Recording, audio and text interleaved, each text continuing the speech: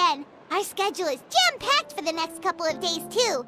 We've got so many different locations and sets to cover. Anyway, let's head out and meet up with the others.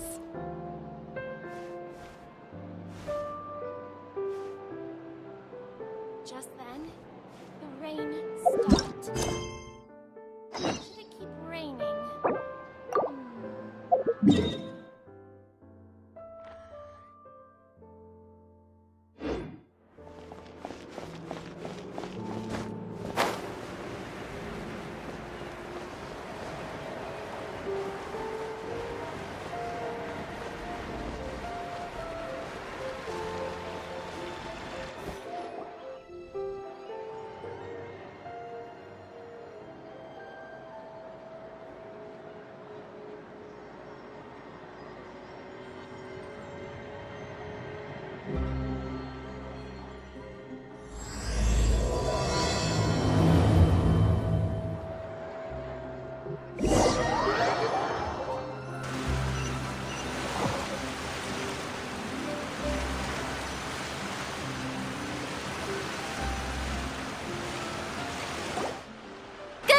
Everyone, we're looking to wrap with our two main ladies today.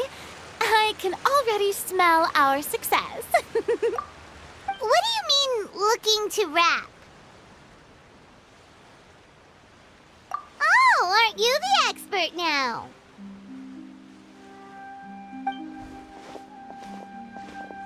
This upcoming scene is the two Musketeers' final confrontation with the Baron. There will be quite a bit of action, but no choreography beyond what we've already rehearsed. Anyway, get ready. Lights, camera, action! The view is beautiful tonight. It reminds me of that fateful night 10 years ago. And now that I've said it, I can even make out the faint fragrance of herbal tea in the air. Enough, villain! It's time that you pay for the death of our mother! My dear Iris, have you forgotten your manners? How can you speak like this to your own father? I'd sooner swallow all of my teeth than call you father. What did I expect? Seems the daughters have turned out to be just as obstinate as their foolish mother. In this world, mora and status is everything! She thought she could blackmail me using her children and force me to grant her recognition and concessions? Ah, how naive can a woman be? Mother never asked a single thing of you. All she wished was for us to live a peaceful life, just like the others. It was you who personally brewed the poison of prejudice and sent Mother to her death. Compared to that deadly poison, the 2 bullets that will soon pierce through your heart will be like sweet mercy. And that's exactly why I said you're just as naive as her. Did you really think 2 muskets would be enough to defeat me? So let's see. What is stronger?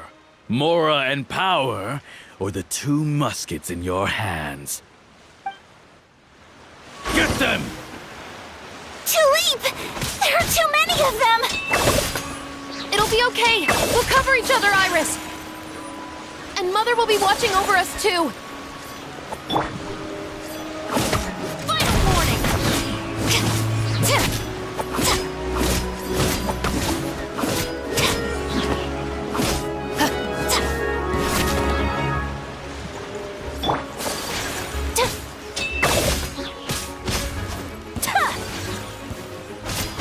Take flight!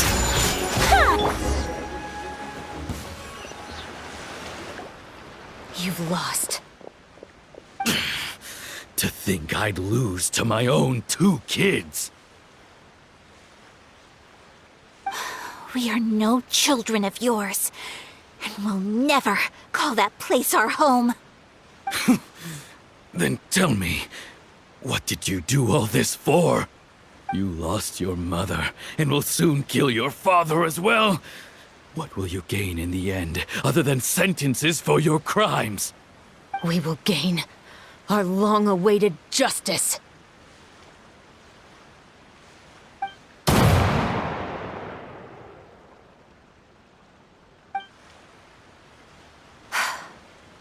It's over. Finally, it's over.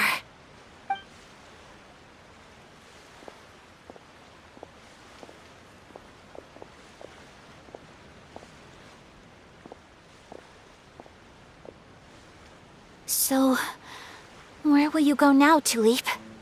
I'm not too sure, Iris. Maybe somewhere with lots of flowers? After all, Mother always did love going where the blossoms were. What about you? I want to go visit Mother's grave. Yeah, that's not a bad idea. Huh? Tulip, look! What is it? It's Mother's favorite. The rainbow rose. Look, it's blooming again.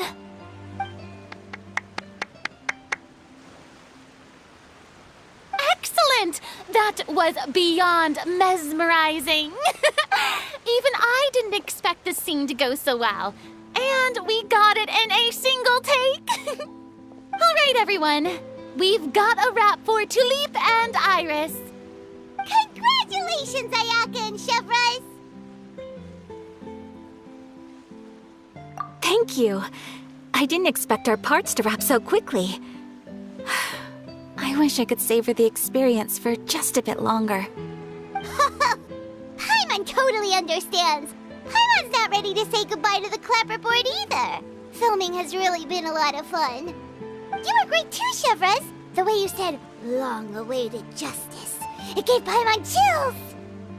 That is indeed my favorite line in the whole book. I still remember trying to act it out in my room the first few times I read it.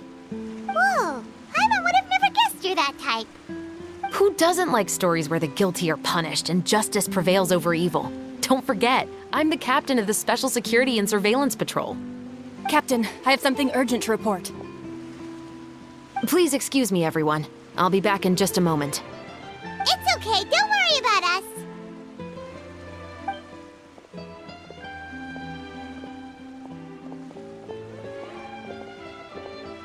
Oh? Was she whisked away by work already? I was just about to tell her how great she did. It seemed like some urgent official business. Then perhaps we should thank the stars that we were able to wrap both of your parts so quickly today. Switching around the filming schedule would have been a real pain. Anyway, I actually came over to let everyone know that we're all done for today. You can go home and get some rest. And one last thing, Miss Ayaka. Your acting skills today were immaculate as always. Are you sure you won't consider taking up full-time acting? See, I just happen to know this great troupe that's still looking for a lead actress. Thank you for your kind words, Director Farina. Unfortunately, there are still many matters that I have to take care of back home at the Yashiro Commission. I cannot remain in Fontaine to pursue an acting career. Nevertheless, I will make sure to treasure this incredible opportunity in my heart. Oh, that's a shame, but I understand. Just let me know if you ever change your mind. I believe it's also about time for me to take my leave. But hopefully I'll see you on set over the next few days. Even though my part's wrapped, I'd still like to swing by and help out the crew. See you tomorrow, Traveler and Paimon. Yep, see you tomorrow! Well, what should we do next? Maybe we'll go investigate the case some more with Chevres today. Traveler, Paimon, please come with me. Huh? Where are we going? You could say that our ship has finally chanced upon one of those small, remote islands of intel.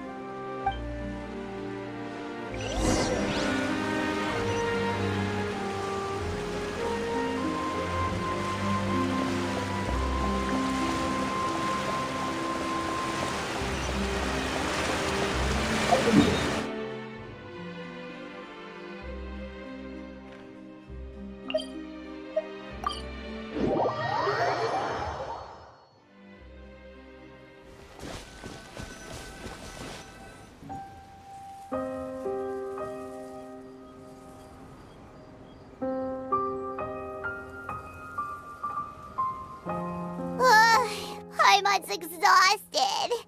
Paimon definitely didn't expect having to float this far after a full day of filming. So, Chevres, why did you take us here? Affirmative. It wasn't anything conclusive, but it should show us a clear way forward. Have you ever heard of someone by the name of Emily? Oh, you mean that famous perfumer? She's a good friend of mine. She's lent me her aid several times in the past to resolve some difficult cases. After I discovered the rainbow rose at the scene of the murder, I sent it to her. After all, she's probably the foremost expert on flowers and scents in all of Fontaine. And then? There was nothing remarkable about the flower or the trace amounts of soil left on it. But according to Emily, the rainbow rose left by the killer was derived from a very rare cultivar. Huh. Paimon didn't know that there were different varieties of rainbow rose. Paimon just thought they grew everywhere in the wild. Flowers that are deliberately cultivated will always show some different features from those that bloom in the wild. We already knew that the rose left at the scene belonged to a special cultivar, but with Emily's expertise, we were able to pinpoint the place where it was first picked from. Oh, Paimon gets it now.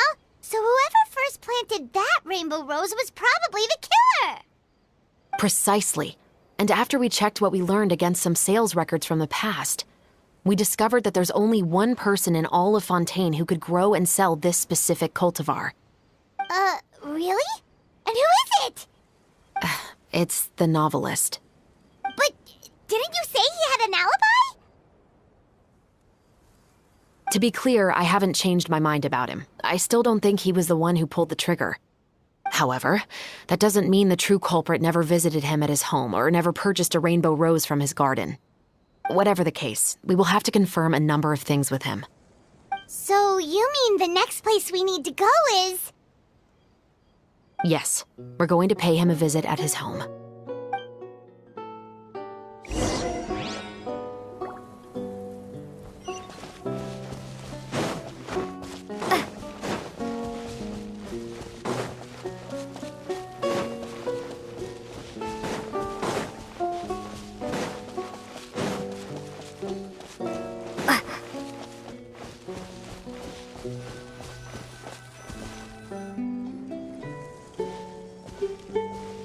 That should be his house. There are so many Gardamex stationed around the place. That's pretty unusual, right? According to what he told me last time we spoke, he hired them so he won't be harassed or disturbed. Huh. So there are a lot of flowers in his garden, but Paimon doesn't think we'll be able to pick one without alerting the Gardamex. Right. Which is exactly why I think there has to be a special connection between him and the killer. So, should we knock? Just wait here for now. I'd like to take care of a number of those Gardamex first. But they're so far away. How are you planning to do that? Don't forget, Paimon, I'm actually the real-life captain of the Musketeers.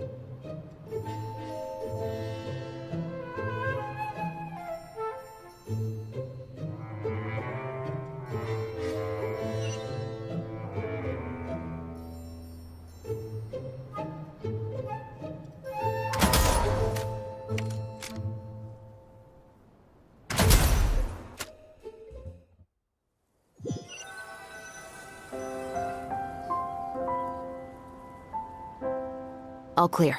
Let's go. Wait! Paimon's a little nervous now that we know he could be the killer. Can we? go over our plan of action again? I'll go knock on the door and make sure it's safe inside. Once we're sure that we're in the clear, I'll ask him to come with us for a quick round of questioning at the guard's headquarters. But can't we just arrest him? We still have no evidence that he's the killer, or that he lent the killer any direct aid. Still, it would be appreciated if you could pick a rainbow rose from his garden for me while I'm talking to him. It'll help the Marachose Phantom confirm Emily's theory. Sure, no problem. Just be careful, Chevres.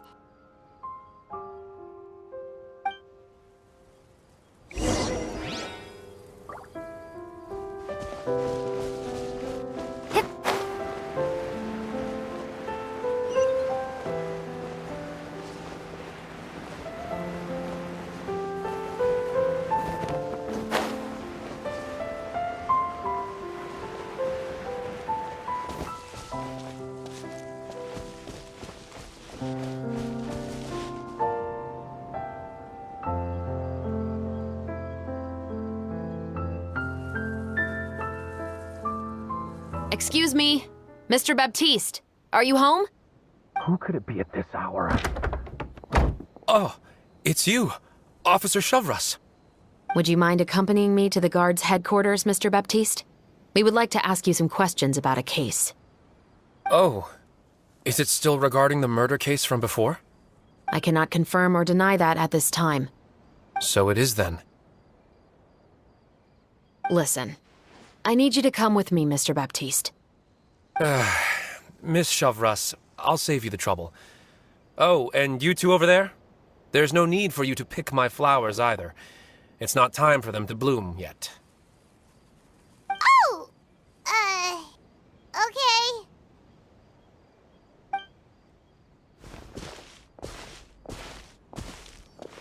By saving me the trouble, you mean... I will confess, I was the killer. Huh? He just admitted he's guilty! Please relax, everyone. I'm not armed. The musket you're looking for has been buried in my backyard. Then it's my responsibility to inform you, Mr. Baptiste, that everything you say right now will be used as evidence for the inevitable trial. Yes, I am perfectly aware of that. I must say, I hate this feeling.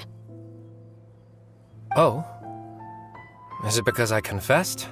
Or because you've been proven wrong? Both, I suppose.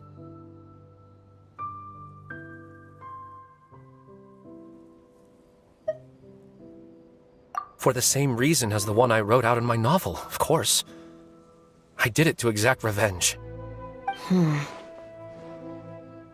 I know you haven't figured out the link between the two of us. Had you done so, I'd have been taken away to the headquarters a long time ago. But that won't stop me from always remembering his grotesque face.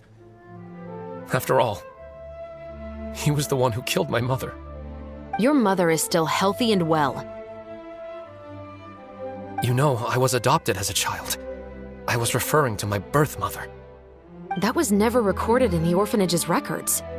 Please forgive a 6-year-old child for concocting some lies to protect himself after watching his mother die right in front of him. So, your novel, it was like a record of your life? No, of course not. It was a work of fiction with many embellished parts. But I am indeed the illegitimate son of a wealthy and influential man who abused his power to murder my mother. That part was 100% real. But the man you killed didn't have a Mora to his name. He was a hired assassin, an irredeemable beast who sank his fangs into a defenseless woman just for a few bags of Mora. But if that's really the truth, you wouldn't be telling us any of this now. You still haven't managed to take revenge against your father, the true mastermind behind it all. I never thought I'd hear that kind of thing from the captain of the Special Security and Surveillance Patrol. I'm simply skeptical about your motives. It's simple, really. I've grown tired of everything and don't want to shoulder this burden anymore. You may have considered me too soft to pull the trigger. Well, as it turns out, you are exactly right. I've become overwhelmed by the aftermath of the murder. So you're going to call a stop to your revenge, just like that? The true mastermind is too rich and too powerful for me. I've accepted that I will never be able to avenge my mother alone. And so what? The characters in your book never gave up? Now, Officer Shavras, I'm the one who has killed a man, aren't I? Are you trying to convince me to commit another crime? What's your father's name? How do you plan to prove the veracity of all of your claims? Well, I'd like to speak with you privately. Sure. Why don't we speak privately at the guard's headquarters? No, it has to be here. I must ensure that we won't be overheard. Fine. Let's talk here. When I said won't be overheard, I meant by anyone. I would like to speak with you and you alone.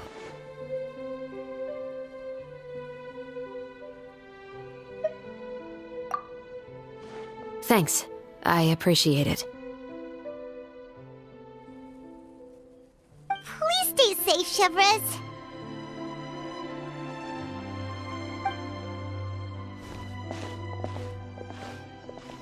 All right.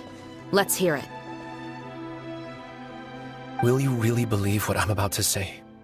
Well, that depends on what you're going to tell me. Fair enough. Fair enough. Then listen closely.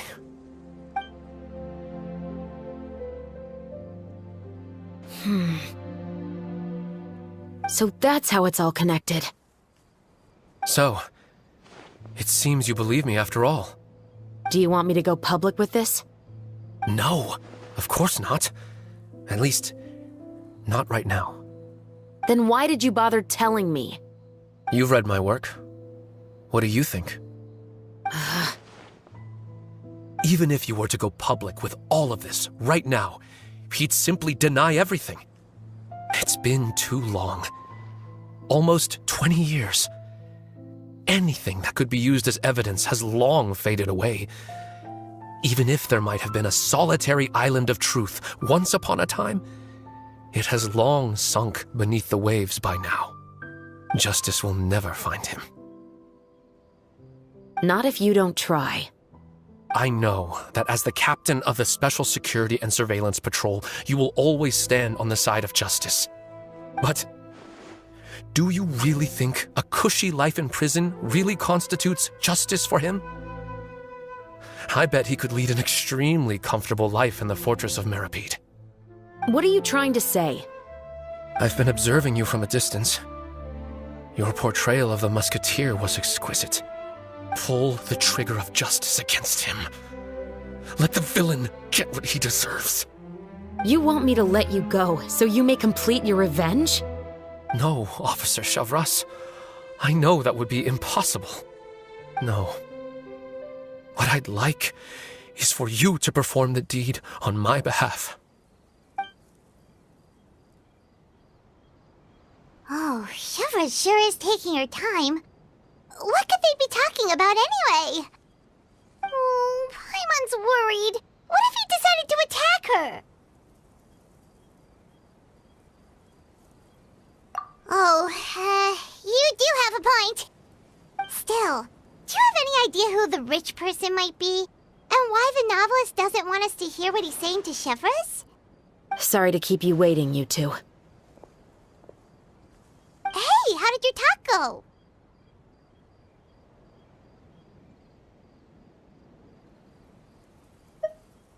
I've already sent someone to escort Baptiste back to the headquarters for questioning. He wasn't lying about the musket. It was indeed buried in his backyard. But what about the name? Did he tell you the name of the rich guy? Yes, he did. But for now, I have to return to the Special Patrol. There are still a few loose ends I need to tie up.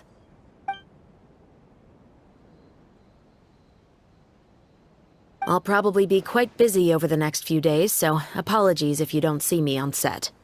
All right, Paimon understands if you can't tell us everything you know. We'll just keep an eye on the Steambird then. Actually, there's still something else I need your help with.